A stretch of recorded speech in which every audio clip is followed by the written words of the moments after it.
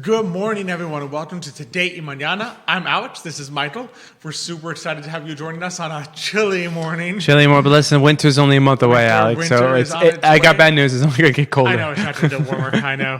So it is a chilly morning here in Charlottesville, Virginia, but that's a great opportunity to get down into your cozy place, grab your café con leche, and watch them Today in Mañana. Exactly. No excuses. You're not going to be outside today, so you might as well be inside, stay warm, and watch them Today in Mañana. Exactly, and nice and warm, because we have a great show lined up for everyone. We're going to be joined in seconds by Matthias of Matthias Realty for our monthly meetup with him, and it's going to be fantastic. Just a big shout out. Thanks, of course, to being on the I Love CVille Network, our fantastic partners at Emergent Financial Services, Matthias Realty, and Charlottesville Opera always helps us out in the middle of the season, and forward Adelante. So we appreciate it, and be sure to send us any questions, comments, thoughts that you may have already. Monica Miller from Montana tuning into the show this morning, so we always appreciate that.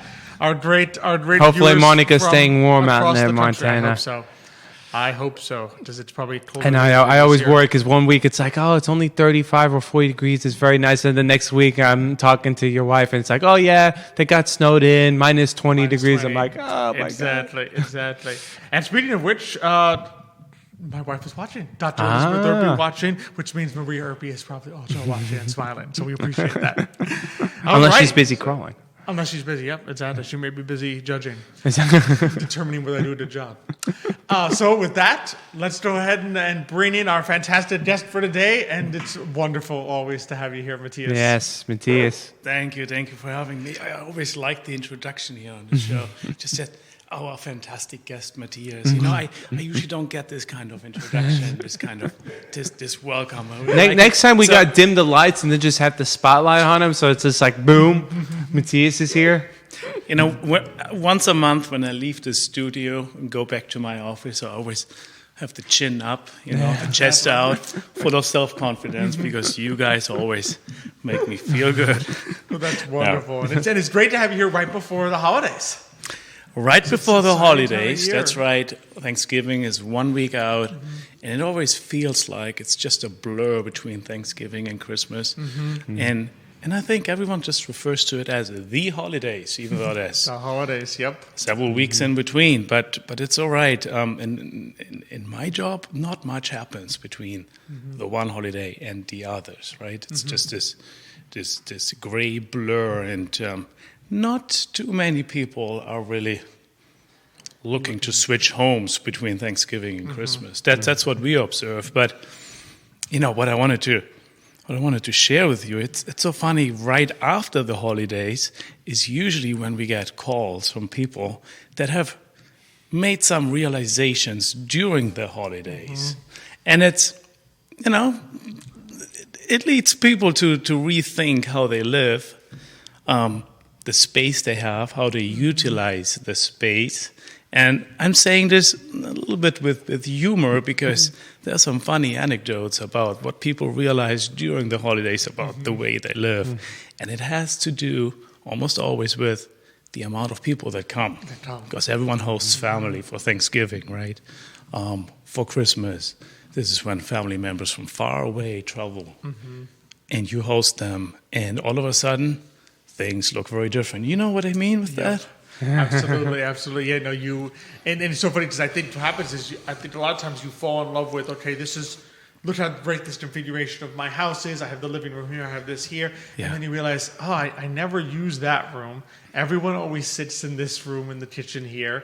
And I've been noticing, it was just the other day on HGTV that my Elizabeth had on, a family that had bought a very cute house, right, in a historic neighborhood, big backyard. There was a creek in the backyard, and they were like, yeah, this will be great. The house is a little small, but don't worry. We'll put in expansions that our kitchen can be bigger, so we can have people come over. We can turn it into an open concept, right? Yeah. And then they go to do it, and it was like, no, this is a historic house, and you have a creek in your backyard. You can't add this, you can't add that, you can't expand this way, you can't go up, you can't go sideways, you can't go into the backyard. And they realized, this house does not fit our needs anymore. And they didn't realize it, of course, until they said, all right, here's what's missing in the house. Let's try to fix it. And said, well, actually, you can't. You probably should have thought of that before you, or done a little more research before you bought the house. Yeah. No, really. I feel like the holiday entertainment or holiday hosting of family members and friends is like a full-scale stress test of your home. Every flaw of the home shows, right? For example, the charming, cozy kitchen that you read about in the MLS listing description, all of a sudden is a fire code violation, right? That formal living room where you thought when you moved in, this is where we are going to host everyone for family gatherings. Turns out no one hangs out in there, and everyone, all of a sudden you have 15 people standing in the kitchen between the trash can and the kitchen sink, right? Everyone gathers there, it's crowded, even though you have designated space in your home for that. That's what I mean with it's this full-scale stress test, because you learn what is the reality and what was a fantasy when you moved in. And that's, we made this realization ourselves. The current home we live in. Now, after a couple of years, we know what works and what doesn't, right? And we are not at a stage yet where we host a lot of family gatherings. We usually go to my wife's family at their home, but I know exactly that things that we envisioned when we moved in won't really stand the test of reality, right? And that's what I mean with after the holidays, we get those phone calls because people realize. That reminds me a little bit, because we have that problem at my parents' house. My mom fell in love with the idea of a formal dining room, which again, in theory, sounds great. When we have guests, we go to the formal dining room. Everyone else, every day we use the big kitchen table.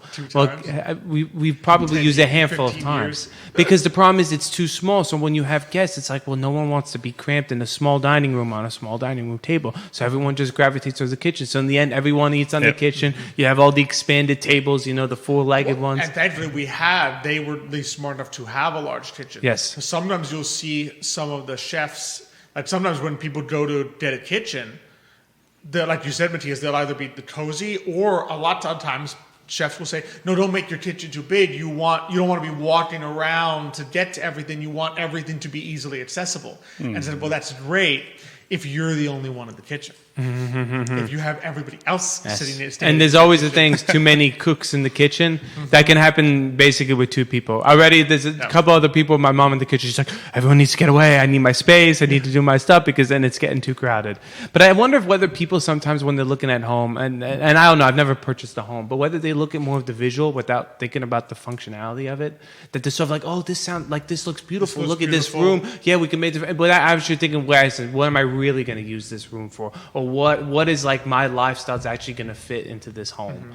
But I don't know. I've never purchased a home, so I'm just kind of throwing that question out there for those who have. Well, we use those descriptions. We think about how do we describe this room best, right? And then we give it a term, and that's how we market it, fully intending to describe it to the very best of our ability. Example, flex room. If there's a room in a house that is not clearly a bedroom, right, or maybe could use as a bedroom, but it not officially because of the size of the window, no closet, and you don't really know what it's going to be used at, oftentimes you see the description flex room. You know what flex room in reality becomes? Storage, right?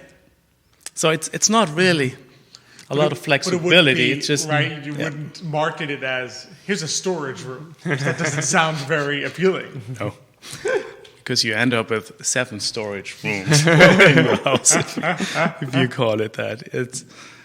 Or let's say you have an additional bedroom and you designate it the guest room, right? And then time goes by and you start filling up the closet of that guest room. Until it's just full of boxes and things that you thought you would use, but you're not, so you cramp it into that closet, and then you do get guests, right?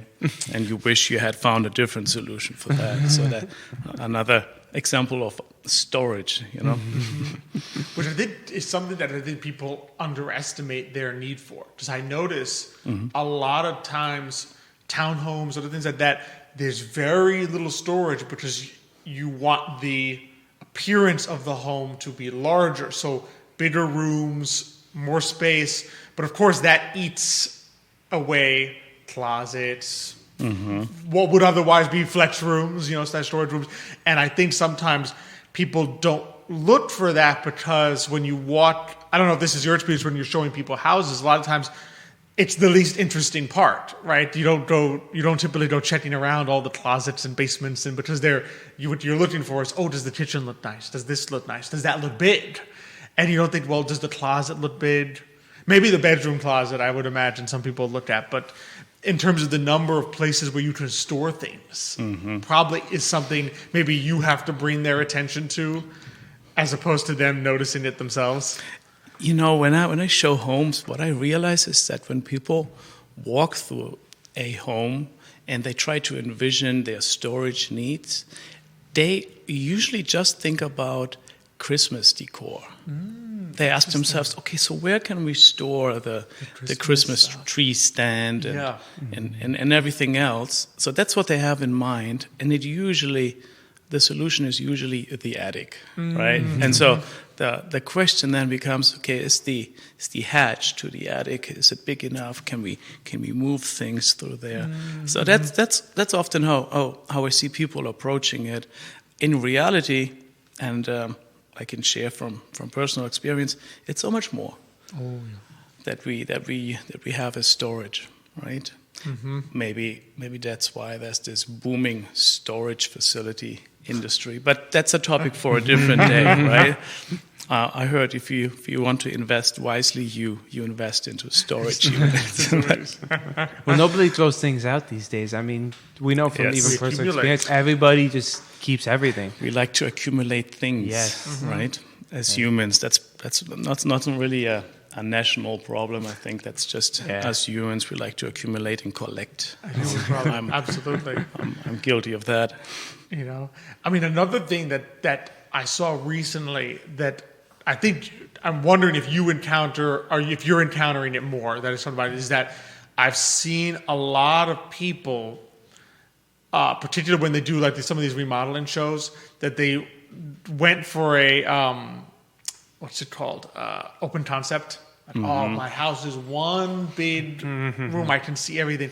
And now with work from home, they're like, I can't find a place that is quiet to work because, my house is one big room. And if they find themselves like taking a phone call in the bathroom, or they have to go put the computer on their bed. While your mother-in-law listens. Exactly. And I don't know, are you finding that or seeing that, or do you think that's something that may be coming because as people now have much more work from home? The housing or design trends, they happen in phases of a few years or several years. And don't ask me for the specific numbers, but we do observe a trend going back to a division of rooms. For example, the formal dining room is experiencing a comeback, right? Again, I don't know the numbers, but this open concept that was very popular, still is, don't get me wrong, still is in new construction, especially in the 2010s leading up to the pandemic. I think we all learned a lot about our preferences during the pandemic when we were all stuck at home, right? That's where we saw this huge shift, people needing and wanting more space because they realized that they're going to spend much more time at home and family. And if you are with your mother-in-law, but you need also to work from home, then you rethink that open concept a little bit. And I'm not sure if the correlation is there, but I can say, yes, the formal dining room is coming back. And that probably stands for a larger... it's probably trend. Symbolic, like a representation of a larger changes. Yeah. I want to delineate my spaces again, as opposed to having this one amorphous room that I loved the openness, but now I'm not sure if it actually fits my needs. Now my question is, when you say formal dining rooms, does that mean is that their only dining room, or do they still kind of doing where it's like, no, we have a table in the kitchen for eating, but then we also have another dining room? Right. So often, especially in newer homes, you have a large kitchen with either a counter on the kitchen island that can be used for breakfast and informal family dinners, or there's a separate table. But it's not considered the formal dining room. This is not where you would host guests for a dinner, right? That's why the term formal dining room. But again, the reality is often different. That goes back to that claim that during the holidays we experience reality, right? When you have that nice dining room set up, or you have that open concept for hosting family members and friends for Thanksgiving, but then in reality everyone is cramped between the fridge in the kitchen and the trash can, and to a point where you can't open the fridge anymore. It just often happens differently. Well, part of it, I think, too, with the formal dining is that people have begun to realize if you have just an open concept, people have no place to put their dish down. Because I've been there where there's the open concept, no one's on the couch, because who feels comfortable when you go to someone else's home eating on their couch, because I don't want to make a mess. So what happens? Everyone gravitates to the kitchen island. It's like, okay, if I drop something, no big deal. And I think people are saying, well, if you're going to do that anyway, why not sit down and have an actual meal? No, it's interesting to observe, and I talk to clients about this.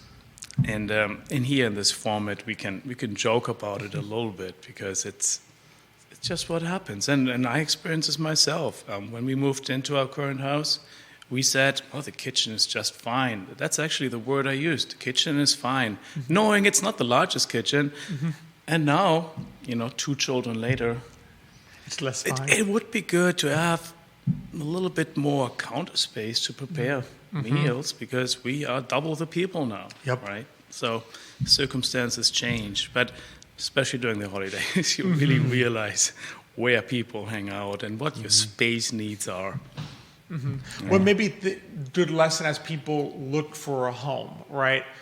To not just think about what you need now, but what you may need 2-3 years down the road, because you're probably not going to, I'm not saying you need to find something that's your forever home, right? But you're typically not going to want to move again in the next 2 to 3 years after you just moved into a house, right?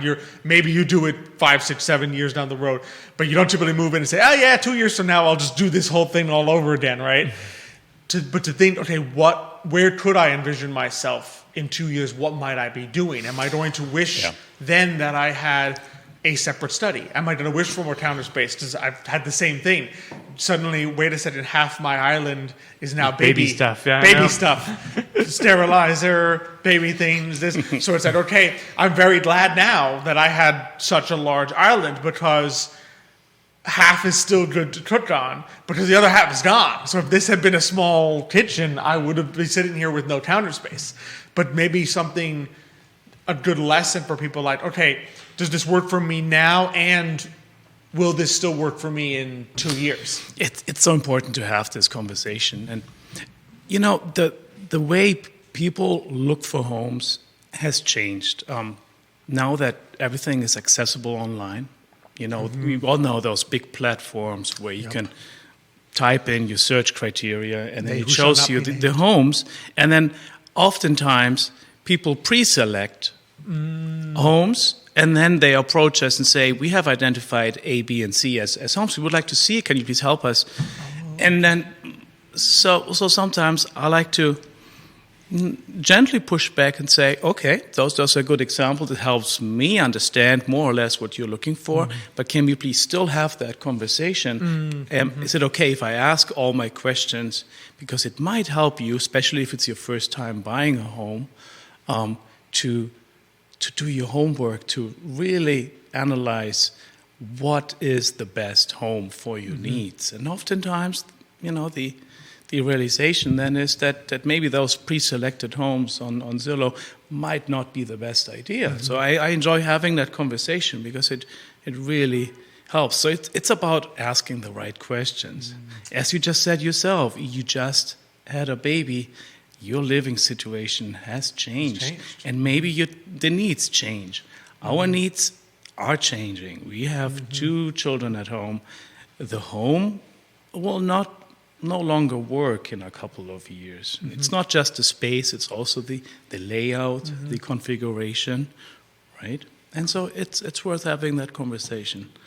But again, the holidays will teach us so much about the way we live and what we actually need. Yeah, it's a teaching moment. And, well, as we said, Thanksgiving is coming up, Christmas is coming up. I'm sure we will talk before Christmas. Yes. And maybe we have some funny anecdotes to share about our Thanksgiving family gatherings. Oh, yeah, we'll be able to say, Exactly. Matthias, here's all the people that are going to call you in January.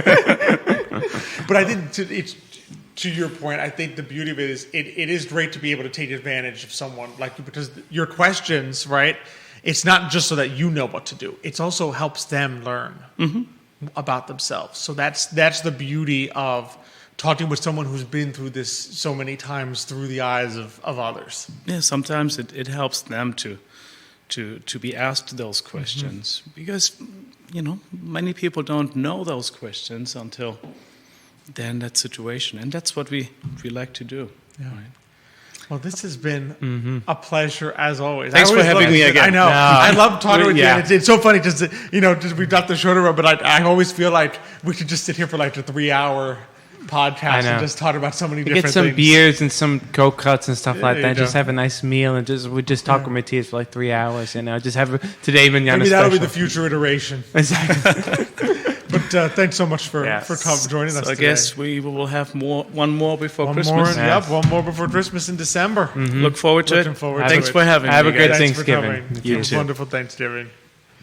Always so good Yeah. to chat with Matthias. And always very thoughtful. Oh, Yeah. Matthias, your phone. Oh, yep. You don't want that. Yeah. It was but he did a great job. He put the phone on silent, put it away. Exactly. Right. It was so perfect.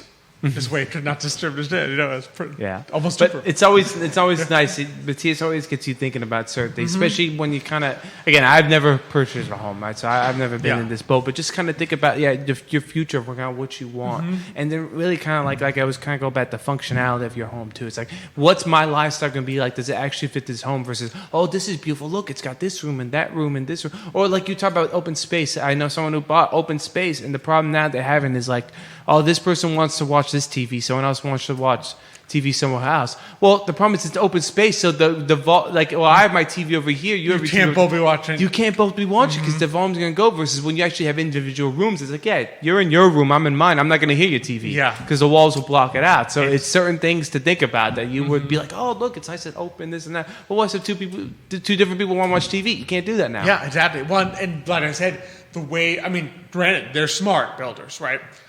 They're not going to build a house, particularly if it's a development. They're not going to build a house that the rooms look small because you have all these storage spaces, extra closets, closet under the stairs, closet on the side, right? Yeah. They're going to build a house that has really big rooms, and then you're going to realize later, oh yeah, I could have used, because problem with like you got a huge flex room, right? Well, what are you going to do? Put a whole bunch of boxes in it like a den, right? Put a whole bunch of boxes that people can see in it. That doesn't look very nice anymore. You wish that they were hidden behind a closet door. But when you go buy that house, you don't want to walk into the house and be like, oh, this room looks kind of small. Yeah. Well, of course it's small. There's closets so that you can open and put stuff inside. Yeah. So it's one of those things to sit down with someone like Matthias and kind of like walk through that and say, okay, what do I actually need so that when I walk into this house, I'm gonna, all right, I can appreciate the beauty, but I'm not gonna be blown away and then forget all about what I actually need to use and live with. And look at your example with the counter space. I mean, you were never even a big, you didn't cook a lot before you left and you got married, right? Yeah. And you probably would have looked at that counter space and be like, this is so big, I'm never going to use all this. To be honest, I was sitting there when we first moved into, we had come from a small apartment. We were chopping vegetables on the actual kitchen table, right? Yeah. That I looked at them, this is great. I mean, half this island I can do everything. Yeah. So imagine with the other half, right? Well, now it's like I'm glad that on half the island I can do everything Yeah. because I only have half because the other half is now baby stuff. Exactly. So you're like, and so you can imagine if it was not that big. Imagine if we had settled and said, no, it doesn't need to be this big. It's too big. I'll find some place with a smaller one. Small. I don't need the island to be that big. This island half the size is sufficient. Well, now it wouldn't have been, because you would have been sitting there buying. Probably had to buy one of those folding tables and put it somewhere and put a bunch of baby stuff on it. So it's just things that to think about. Okay, does it end? You also want to be in control financially, and I think the problem is you want to be able to take your next move on your timeline when it makes sense financially.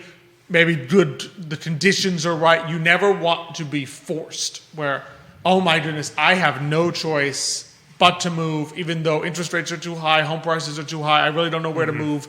It's not the right time, but this house doesn't work for me, and I didn't think about that. I'm moving earlier than I wanted to. Yeah. You want to be in control of, okay, I can begin planning knowing that I'm going to move in a year or two, not like, oh boy, this is unbearable. So...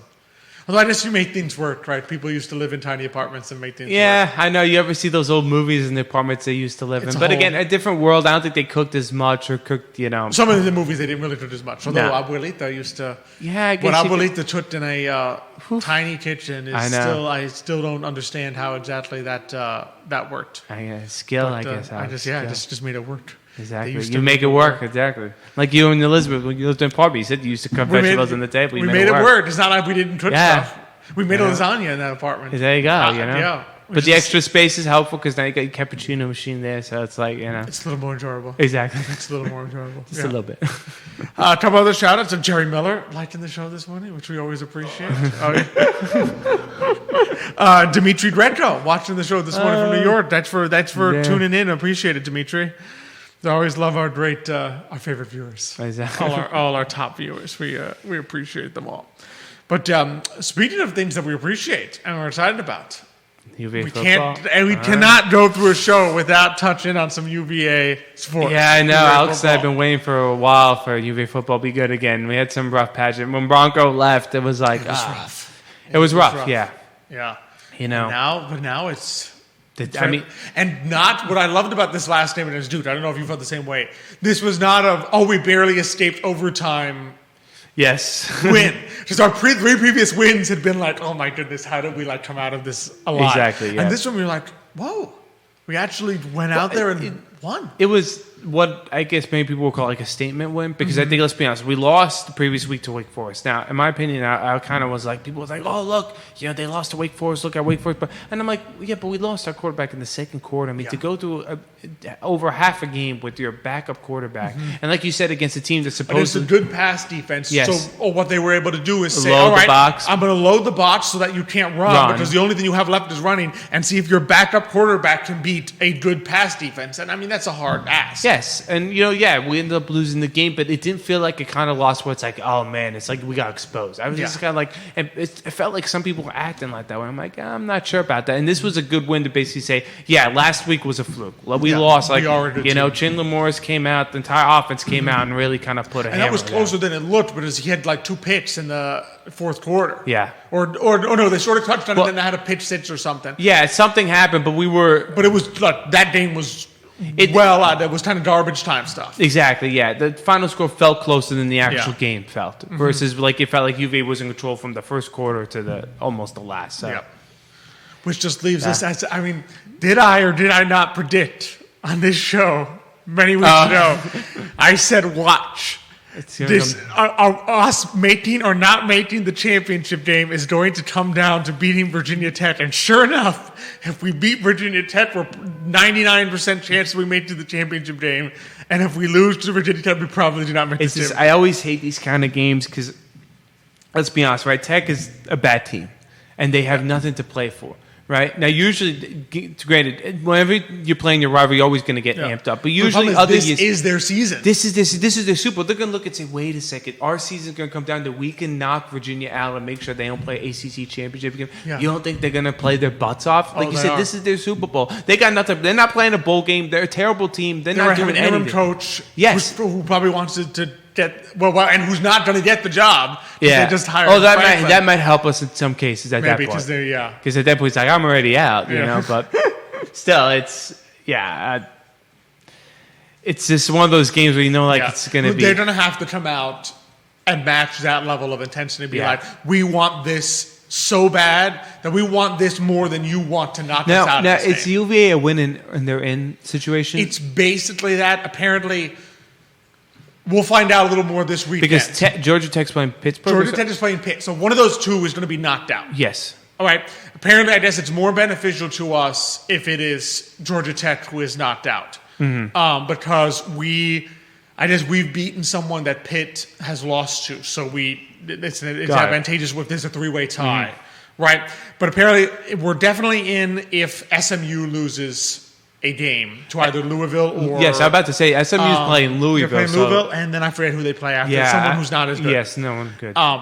Apparently, there is a very rare scenario where if we finish 7-1, SMU finishes 7-1, and Georgia Tech finishes 7-1, Georgia Tech automatically goes in, and apparently, if certain other things don't go away, like NC State starts winning a whole bunch of games and other stuff and changes the strength of schedule. Because right now our strength of schedule is the tiebreaker is like strength of conference schedule. Okay. Ours is better than SMU's.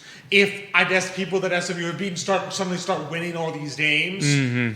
And Louisville starts losing, for example. Yeah, and then it swaps and stuff. Then SMU's schedule will be hard, and then we somehow don't get in even. But that's apparently basically there's 5 games that determine that. All 5 of them need to go SMU's way. Like SMU needs everything to go their way, including them winning their 2 games and Georgia Tech beating Pitt. Yeah, but it's UVA football. It's certainly possible. It is UVA football, so that could certainly happen. Yeah. If you're telling me there's like a 5% odds it's going to happen, I'm like, push that up to 50. But I think it's a very good chance that if we beat Virginia Tech, we're probably in the ACC championship. I mean, which should be pretty great. Even not even trying to think about, technically you could get into the college football playoffs because all you have to win is one game. Win one game. And let's face it, you have to win one game against Georgia Tech, Pitt, or SMU. It's not like you have to win one game against Miami. Yeah. Right? Just ironically, Miami probably is still the best team in the ACC, Miami, but they had some... They're a Jekyll and Hyde. They're Jekyll and Hyde. There's like one game, it's like you see, like they'll play 5 games, like, oh man, this is a top 5 team in the country. And then they'll just have 2 or 3 clunkers, and you're like, what the heck? Well, you're sitting there, they've lost 2 ACC games to lousy teams, and they're sitting there, but they beat Notre Dame. I know. Earlier this year. And they beat some other teams too. They beat some other good teams, so you sit there and you're like, wow, it's like... They're probably the biggest launch shot to make it to the championship game, despite probably being the actual talent-wise best team in the ACC. And you probably don't have to play them to make the college football playoff. I know, it's pretty exciting, but that's not going to be fun. Was it Friday, Saturday? I think it's usually a Friday game. Yes, it's usually a Friday game. Not going to be fun today, but we're going to be at home though, correct? But it is a home game. Yes, that home crowd is going to be. I think someone I know had said actually the previous home game that we had against was it? Who do we play the home game? Wake Forest. It was actually one of the most attended UVA games. I mean, we went to it wasn't a conference, but we went to the Washington State game. Yes. I mean, that was the most energy probably ever that I have had at a UVA. Now, there's been more people because we went to like some Notre Dame, right, that we lost. But that was a lot of Notre Dame fans. Unfortunately, we were surrounded by them. But this time was like the most energy from an actual UVA partisan crowd, so much so that it affected that game. Yeah, we were on the end zone side where it's like they kept getting the false starts and stuff like that. And Alex was like, I felt like first time I ever had an impact on a football game. That's the first time I've ever attended any sports game ever where I said, I feel like I actually had an impact on that game. Agree. Because we were there with the guy in front of us who took his shirt off at the end, like doing the booze. Yeah. And they had all the false starts and we were banging on the chairs. The interception and then finally the safety. That was pretty crazy. That was a great game. Yeah. That was a great game. So you didn't feel the energy. Well, I think let's be honest, UVA fans, I mean, you don't have many opportunities in our sports in the big 3 really lately the big two, just to kind of have this opportunity. We won the championship in 2019. We had a great teams, but since then basketball had a rough patch. And then football, I mean, we've never even been remotely close to this good. We had a good run with Mendenhall. I think it was 2019. But we all knew it was like, you're going to go into the championship game against Clemson. It was like, hey, maybe we'll just make it close, and it didn't happen. But you never had a team that it's like a situation where, like, my gosh, I could actually get to the college football players. Like, you could see the potential. You see a little light at the end of the tunnel. We've never, in this point, like, yes, is it still a long shot? But you got to win. You need to beat Virginia Tech, and then you need to beat what's going to be a good team in the ACC championship game. You got to win 2 games. So it's still a long shot. But we've never even been where it's like mathematically possible. Like, we have never been in a situation where it is mathematically possible for us to go to the college football. Well, way back when, UVA was never going to be a top 2 team. No. Then UVA was never going to be top 4 team. And let's be honest, most of the time too, UVA not a top 12 team or even a top 10 team. Most of the time, UVA was never going to beat. You had Clemson and Florida State that were behemoths, and you're like, you were fighting in the Coastal for the right to go get crushed by them in the championship game is what would happen, right? And now for the first time, it's like they're not there.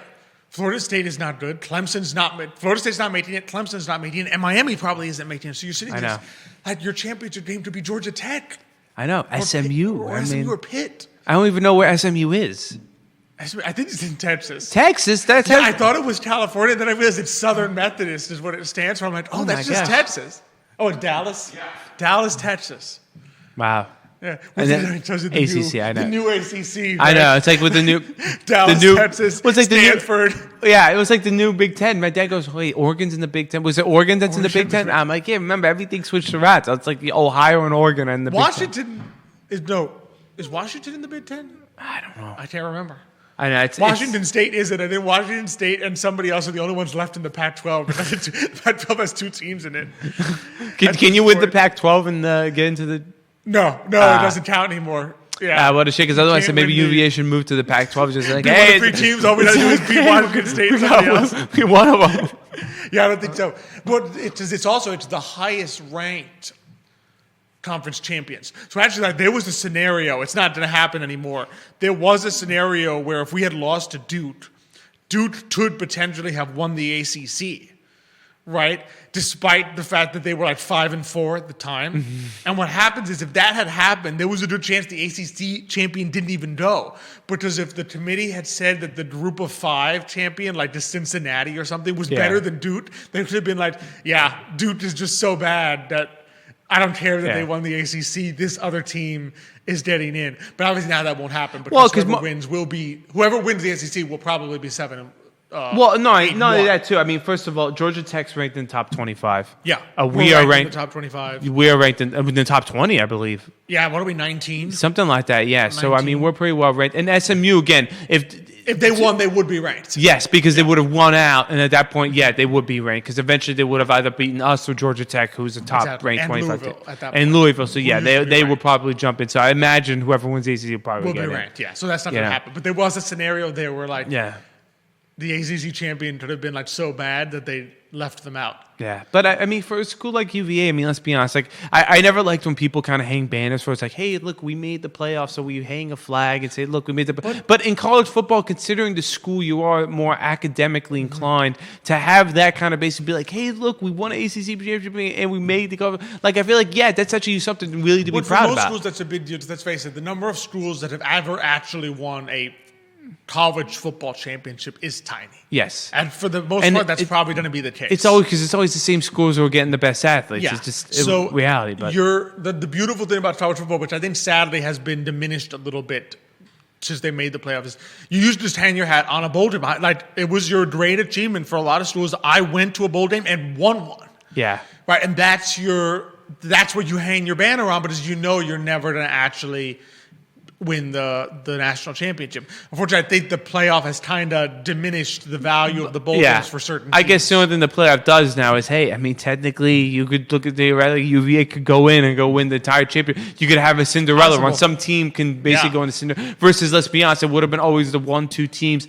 I guess your Warriors, especially in today's age, I mean, it could have been Georgia, and whatever, Alabama one Over year, and then over another again, yeah. Georgia and Ohio, and then next year it's Ohio and Alabama, and then you'll be like, wait a second, It's the same thing every single time. Yeah, it's a group of 4 teams look at playing. last year. I mean, Notre Dame probably was not expected to make it to that game. No, they weren't. Ohio State, yes, everyone figured Ohio Well, State. Ohio State, remember, lost to Michigan. Everyone was like, That's coach true, should be they fine. did, you're They right, had they did. both teams kind of had a bit of a, I wouldn't call it a Cinderella run, but an underdog Yeah. run to the championship. Both Because teams- Georgia was supposed to be the top dog, true, and they that's got true. beat by, was it Ohio, right? I think it was by Ohio State.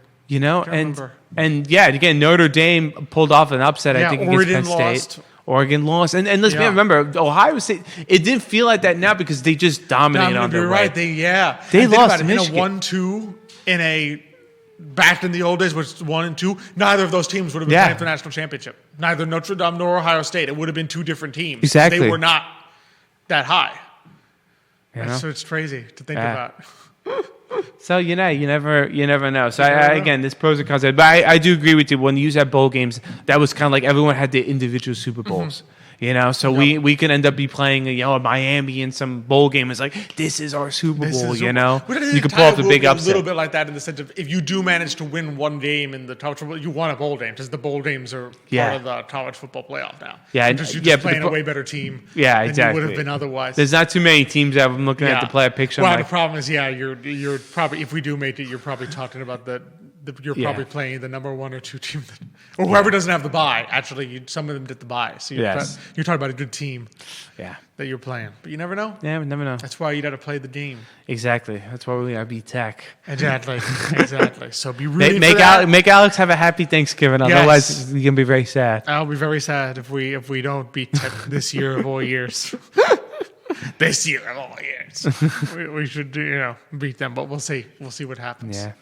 But it'll be exciting. It's been Yeah. exciting. It's been a good year. Is the important thing. They've turned the program around and done a good job. And I think there's some good things about the basketball team too. I haven't really been following really too much. But Definitely more. It's going to be a different basketball team. yeah, gonna be- I fine. love Tony Bennett. It just I do wonder, considering how the players just come and go, whether you needed a change in style. Yeah, Because Tony Bennett was all about you stay here, you learn how to actually play real defense and Yep. real basketball, but you have to stay the 2-3 years to actually learn the system. Versus if guys come one year then leave the next, it doesn't work. yeah, it just doesn't work. Yeah. And that I mean, we'll era's definitely gone. be. It looks like we're definitely 100% more offensive oriented. Yeah. We're going to play more offensive. And the defense does not look bad. It's just instead of like a pack line thing, it's more like a pressure defense where Yeah. sometimes we're putting pressure on the ball. Yeah, the the press, double teaming, full court press, yeah, full court press. basically, instead of just waiting for them to come and Yeah. being the sturdy line back here, which can still be Yeah. fun in its own way. You did a lot of, steals are fun. You can steal and go the other way. Reminds us of when we used to play an old NBA game way back when. They've always do the full court press and Go try for to the steal. steal. Go for Yeah, the of steal. course, yeah. This way you could get the dunk, That was fun. Yeah. That was fun. What are you looking forward to for Thanksgiving? If you had one thing. One thing. Food-wise or just like And in general. family coming is probably what I'm looking forward to. And Maria's Yeah. first Thanksgiving. Oh, yes. Uncle Knit got her a cute little turkey outfit. Oh, did Well, he really? it's overalls with a turkey on it. But I don't want people to think I'm dressing her up as a turkey, but it's like a little overall thing. So I'm excited for Yeah. that. Well, I'm glad too because they were born in April. I think now they're a little more like you could celebrate the holidays now with them, and also kind of feel like they're kind of getting a little You'll bit see to the celebrate. colors. We Yes. took her to the Noel Niche store up on Madison. She was fascinated by all the colors of all the ornaments and stuff. That she would be Yeah. like, oh, wow. So they're at the age where like, okay, does she know it's Christmas? What it means? No. No. But they can see well enough to be like, oh, this is different. This is cool. This is shiny. Yes. So, Yeah, they'll understand a little more the celebratory nature, and then probably next year is when you get the really great Christmas because it's like now they're walking, they're talking. You could actually get them presents. It's like as an uncle, I'm kind of like, what do I get them though? It's like She's not gonna like open it with that excitement. yeah, exactly. I'm like I don't know what to get. You know, you eat with them. You gotta pretend like it's not actually theirs. You put it on like a side table as though it's like an adult thing. But no, don't touch that. And then she'll try to grab it. Because she wants all the stuff. You give her book. No, I want daddy's book. You give her, here's your little thing to look at. No, I want the TV remote. I'm gonna get her like a chewing toy since she loves to chew, and then be like, "Now that's Daddy's chewing toy. That's Don't touch exactly that." that, Thing. and then she'll want it. Oh, Yeah, let me go get that. I'll touch Daddy's chewing toy. What are you most looking forward to? Probably usually the meal. Yeah. It's probably what I look forward to. Family, I mean, I'm only kidding. But no, really. I mean, I love the family part, but definitely like just kind of sitting down and eating and kind of getting nice stuff. I mean, it's like once a year you get the turkey, the stuffing. Exactly. It feels like a really classic meal, and then you get to put on a nice fireplace. You know, you stay cozy and warm. You know, maybe throw the football around a little bit. Same you here. know. Yeah. It'll be good. Yeah. It'll be good. Well, on that vein, this was. I'm thankful for you in the show. I'm thankful for having you hosting. Great show. I'm thankful for Judah behind the camera, making us all look good. Thankful for I Love CVille Network, and of course for Emergent Financial Services and Matthias. Always love him coming on. Thankful for and all thankful our viewers. for all our viewers. Thanks everyone who tuned in today and liked the show. Appreciate it. And really, this one time I get to say, you know, we won't be on next Thursday, obviously, but we wish you all a very happy Thanksgiving. And until our next appearance on the show in a couple of weeks, hasta mañana.